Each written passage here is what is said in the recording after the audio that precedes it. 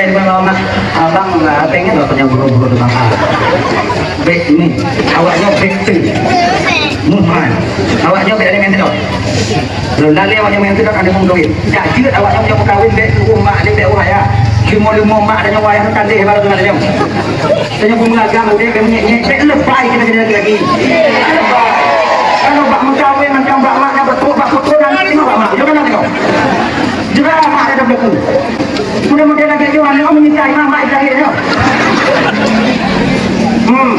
Dia balik di lama.